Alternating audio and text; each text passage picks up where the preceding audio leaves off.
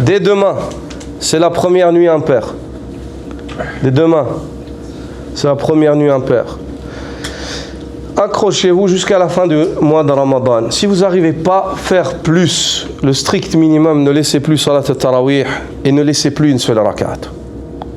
Le strict minimum, aqall al-qalil, le strict minimum. Ne laissez plus salat al-tarawih et ne laissez plus une seule rakat. Depuis le début, vous êtes là, jusqu'à la Isha, jusqu'à la Taslim, jusqu'à salat al-witr. Après, rentrez chez vous, vous pouvez dormir. Si vous travaillez demain, vous ne pouvez pas. Réveillez-vous avant le fajr au suhour, vous demandez pardon, vous faites l'istighfar du sahar, du moment dans lequel il faut demander pardon. Mais en dehors de ça, ne négligez pas cela. Enfants, adultes, femmes, enfants, tous, je vous suggère, je vous conseille, qui sait si Allah Azza wa Jalla nous permet de terminer Ramadan, et qui sait encore plus si Allah nous accorde de vivre l'année prochaine. Craignez Allah. Par Allah, je suis convaincu, et je vous le dis, si chacun d'entre nous ici, on nous aurait dit, tu viens chaque soir, tu restes ici pendant 2 heures de temps, et pour chaque 5 minutes, tu as 100 francs. Moi le premier. Je ne les ai pas volés, je travaille pour ça. Je ne dis pas pour la ibada, mais on dit juste tu viens, tu restes. Je ne parle pas d'ibada, je n'ai pas dit la ibada pour l'argent. J'ai dit si je viens, je t'aurais dit, chaque soir tu as un contrat, tu viens ici, tu restes debout, juste tu te présentes.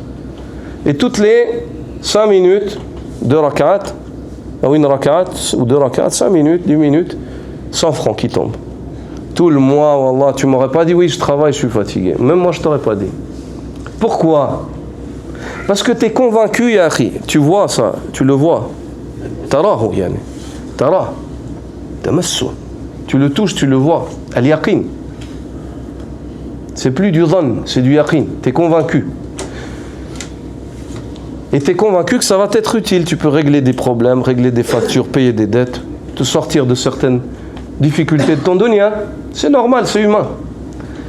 Pourquoi est-ce qu'on n'a pas ça avec la promesse du prophète sallallahu alayhi wa sallam qui nous promet que celui qui prie toutes les nuits de Ramadan, imanan wa ihtisab, avec foi et espoir de récompense, ghufira lahu ma taqaddama min dhanbi, tous ses péchés lui sont pardonnés.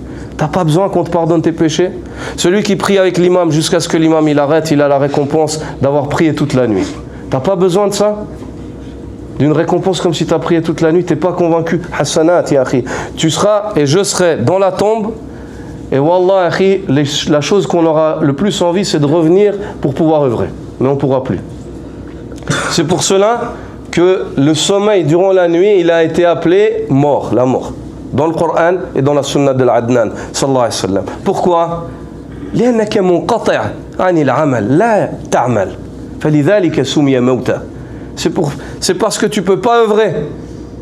Tu ne peux pas œuvrer pendant ton sommeil. C'est pour ça que le sommeil il a été appelé mort. Donc la vie d'un homme qui œuvre pas, c'est la vie d'un mort. Même si à la base il est vivant physiquement, spirituellement il est mort. Celui qui n'œuvre pas, il est mort. Le prophète sallallahu alayhi wa sallam dit مثل الذي يذكر ربه والذي لا يذكر ربه مثل الحي والميت. L'exemple de celui qui évoque son Seigneur et celui qui ne l'évoque pas est comme l'exemple du mort, du vivant et du mort. Le vivant, c'est celui qui évoque Allah. Le mort, c'est celui qui ne l'évoque pas. Sa vie, elle lui sert à rien.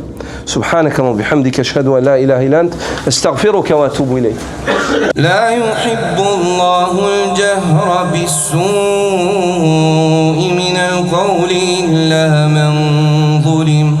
Wa kana Allahu sami'an 'alima.